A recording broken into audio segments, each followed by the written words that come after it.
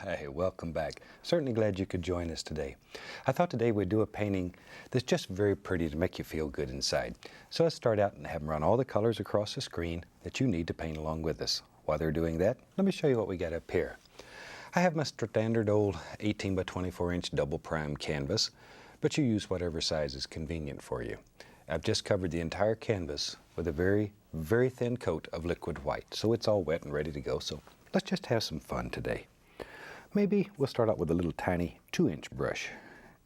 And to that, we'll add a little bit of Indian yellow. Just a small amount. Don't need much. Thought let's just do something that's bright and shiny and pretty. As I say, it'll make you feel good inside. All right, we'll just put a little yellow right there. Something about like that.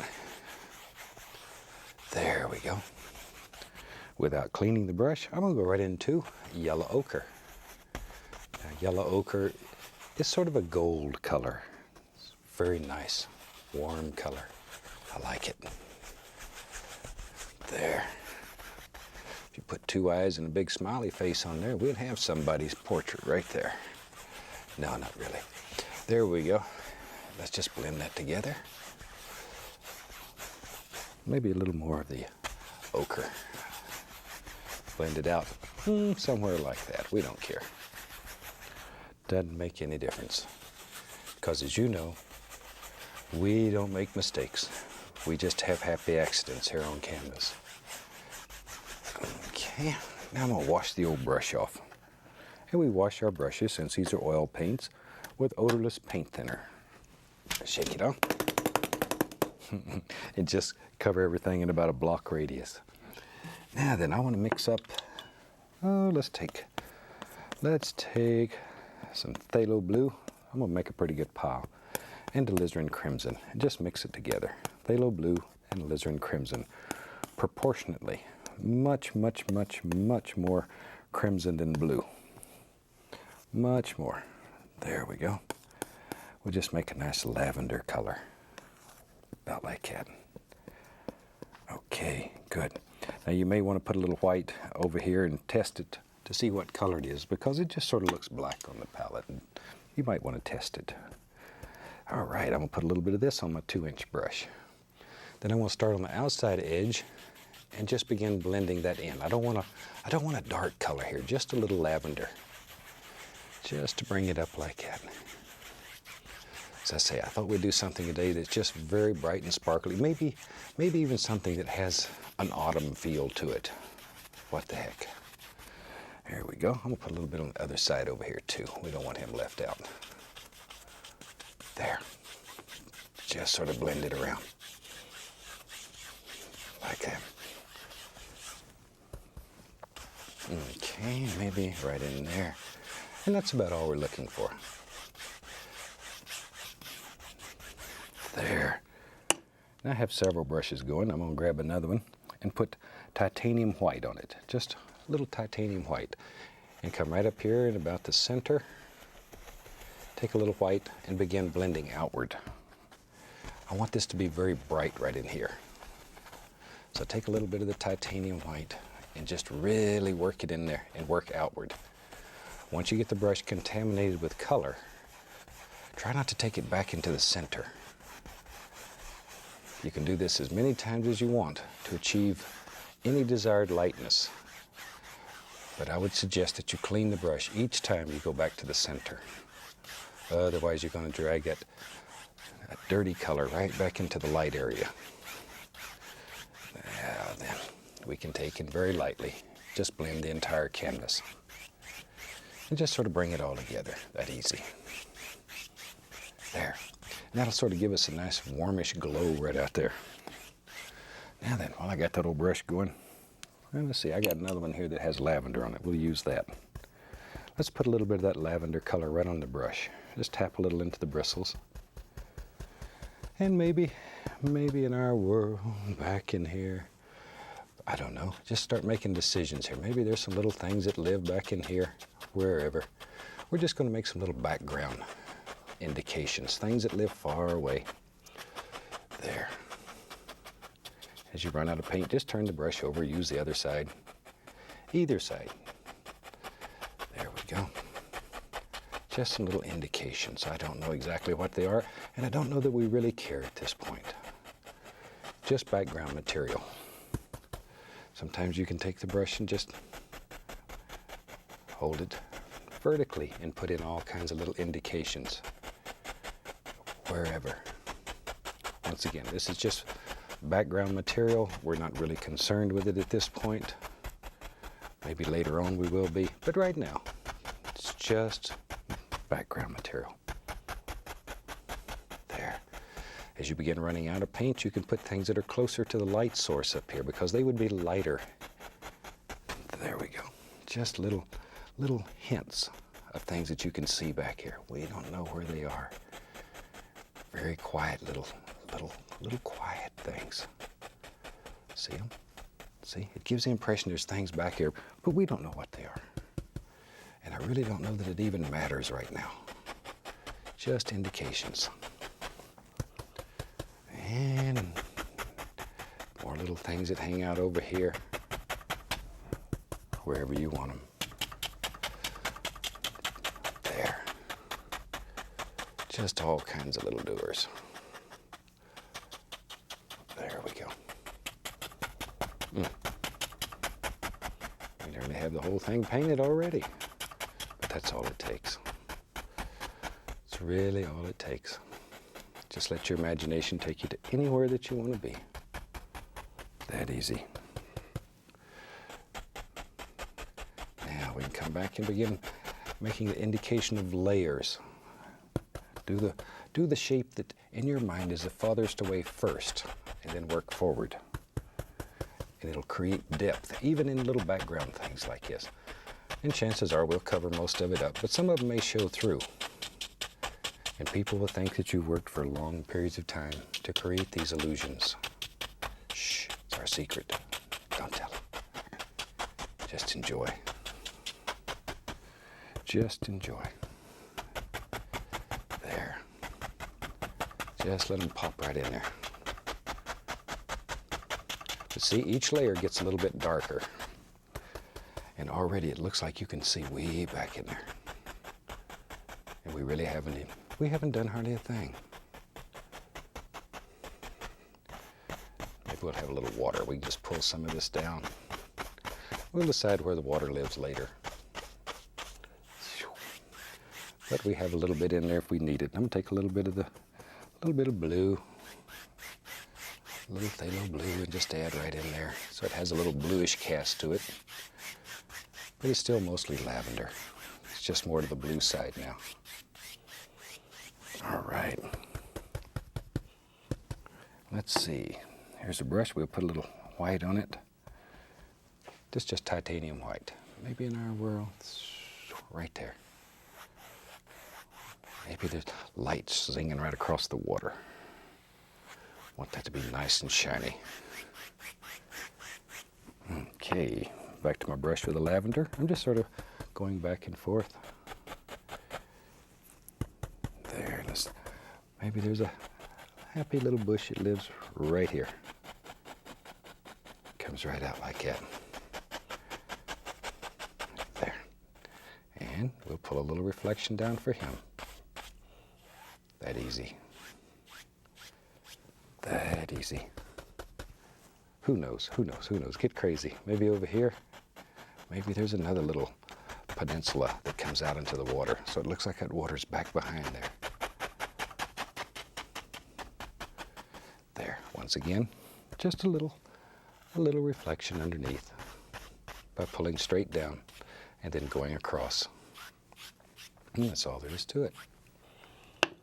Take the knife, a little bit of liquid white. Maybe put the least little touch of bright red in, just enough to pink it up a little. Just give it a little pinkish flavor. Pull it out flat, cut across. Let's do that slow so you can see it. Cut across. Let's go up in here. Then we can take, and with that, just cut in the indication of just a little water line that lives right up in there. Something like that. I don't want a real distinct one, just a hint. Just a hint of color right in there, like so. There we go. All right. Now already, look at the amount of depth and distances in that. It's that simple. Just by varying the shades. Now you could even go in here and take your knife and cut in little sticks and twigs, sometimes in between all these little areas. See, there they come. All of those little things help create the illusion of distance in your painting. There we are. That's enough to get us started. Now then, tell you what, let's have some fun here. Maybe in our world, maybe we'll just keep using the old 2-inch brush. It seems to be working pretty good. Now, change my mind. Let's go to a round brush. That's the beauty of this. You can just change anytime you want. I'm going to take a little round brush. Still go into that lavendery color. Put a little background for a tree that lives right there. There, a little darker. Each layer gets a little bit darker.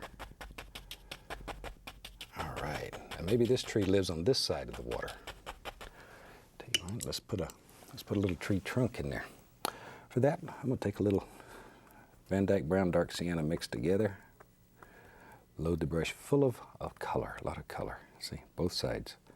Now I'm going to take one side and just take it through a little bit of white. So I have light on one side, dark on the other.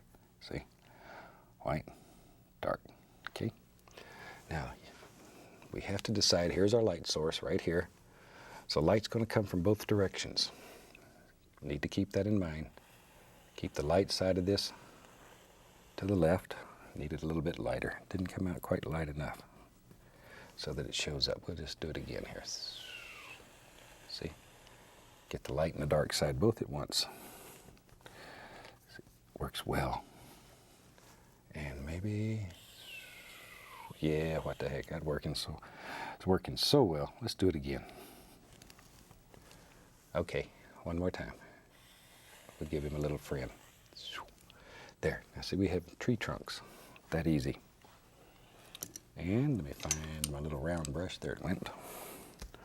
Let's go into a little bit of yellow, a little bit of sap green.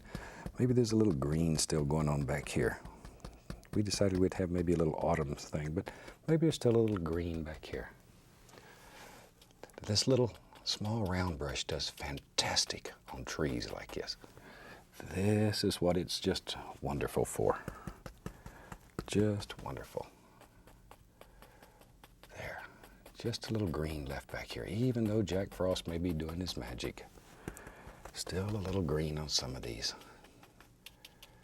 There. Maybe he missed this one. Okay, but surely he will come back and get it. There. But for right now, still got a little color in it. We'll just let it blend right on down to about there. And maybe, now we'll start playing with color. Maybe there's a little yellow ochre right here. Touch a bright red once in a while. Down in here, maybe this tree has more color on it. Just sort of let it happen. I'm going to dip the brush into a small amount of the liquid white. Because, as you know, a thin paint will stick to a thick paint. So we're going to thin it down just a wee bit. Just a little bit. Yeah, maybe a little paint thinner would do better. Yes, that's much better. I'm looking for a lighter color so I can go back and, yeah, that's what I'm looking for right there. Want to highlight that a little bit. Just want to highlight it a little bit so it stands out more. All right. Okay, now, let's see, maybe over here on the other side, maybe there's a happy little bush that lives over here on this side, more into the green hues. Just play with these colors, back and forth and back. Enjoy. Just really and truly enjoy. That's what it's all about. If painting does nothing else for you, it should make you happy. Should make you happy. All right. Okay, maybe there's another little bush right here in front of that one. Just work in layers, each layer. Think about it. Think about it. Shoot, let's get crazy here. Maybe there's some bushes on this side too. While I got the old brush working, we'll put some right down there at the foots of them trees. Who knows where they go? Maybe, yeah, we'll just bring them together. See, as you paint, you begin to see all these little things. Just practice. Just practice. You'll learn to create as you paint. There we go. A little bit of black right in there. I want a dark color in here. So I want that, add a little black, maybe even a little Prussian blue. Prussian blue is much stronger than phthalo blue. I want the foreground to be darker. There. And then back to our little oval brush. Dip it into a little bit of the liquid white. A little yellow ochre, a little cad yellow, maybe even a little bright red. Just tap the brush. And we'll go back up in here. Ooh, there's a little firecracker. Little firecracker. There we go. Give my little friend that lives there. But just that easy. About like that. There.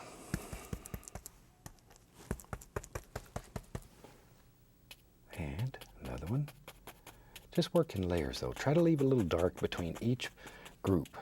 Between each and every group. There we are. Let's go on the other side and maybe, yeah, it's a happy little bush right here too.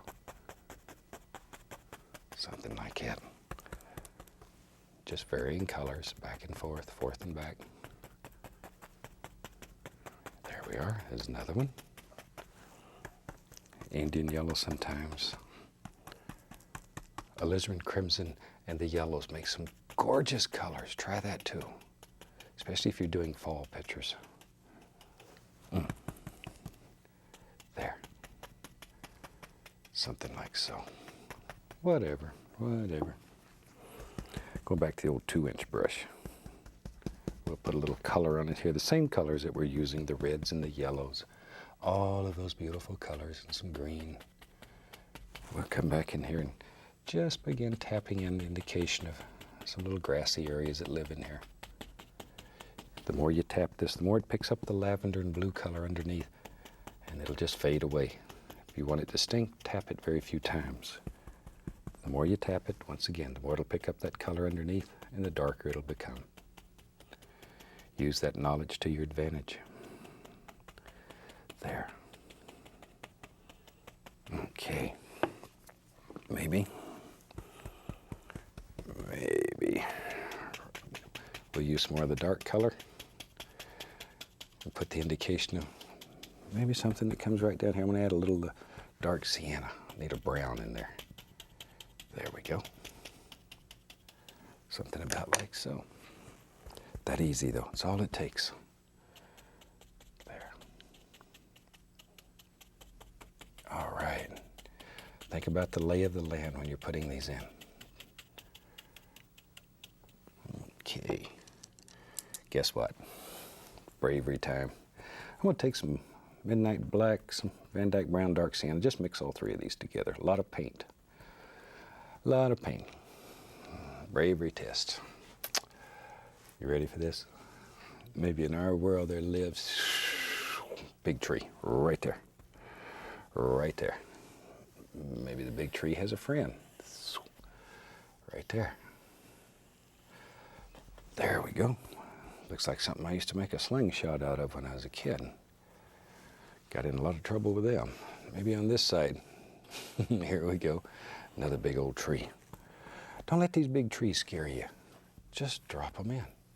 It's your world, and you can put a big tree wherever you want it. Wherever you want it. Or you can put a little tree. It's up to you. Or even a tiny little tree. Whatever. You can put a lot of trees in your world. Now then, let's make several different kinds of trees just for practice. Let's say, take a little titanium white with at least a little touch of brown in it, a little roll of paint. Let's say this tree over here, let's decide it's a birch tree. Just want to show you how to make several trees here. Maybe this old birch tree lives right here. just sort of give it a round pull.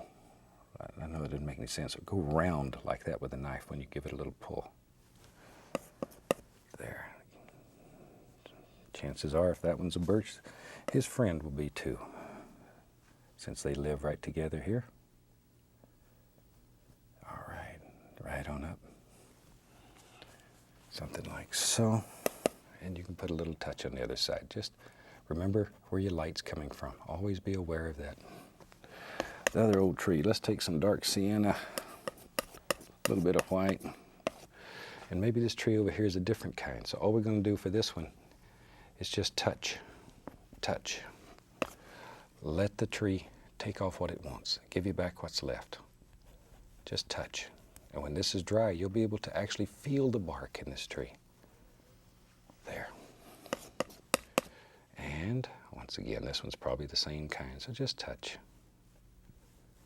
There, something like that. Take our liner brush, a little bit of thin paint, thinning it with paint thinner.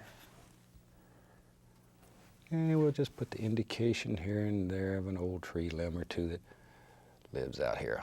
I don't know, wherever you want them. Wherever you want them.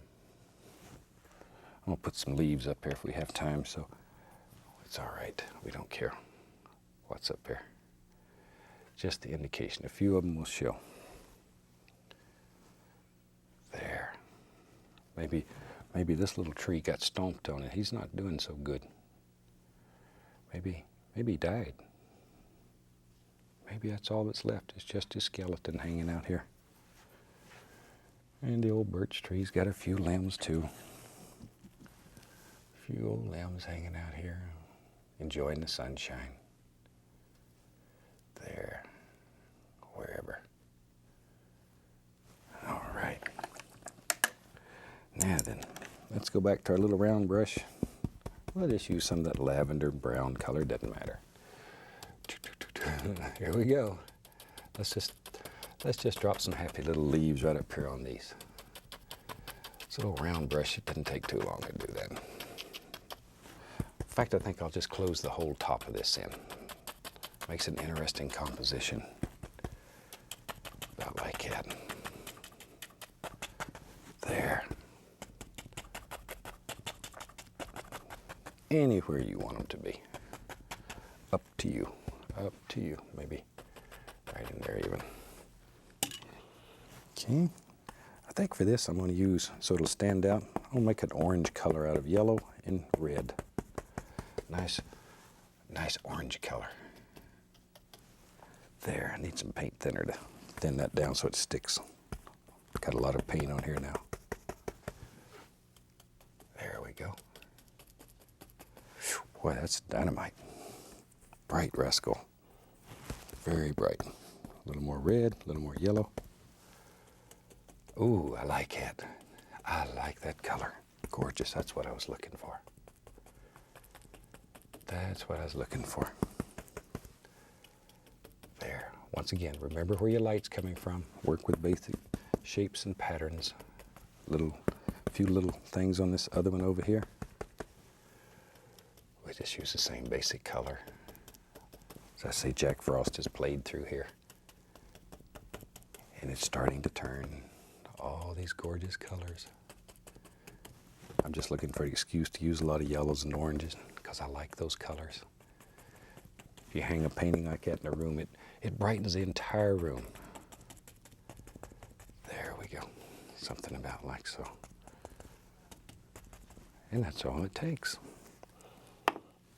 Puts an indication maybe of a few little things down here at the base of the tree. And with that, we about have a finished painting. I could take a little red, a little liner brush, make a quick little signature, and we'll be gone. Hope you've enjoyed this one. With that, we're going to call it done. And from all of us here, I'd like to wish you happy painting, and God bless, my friend.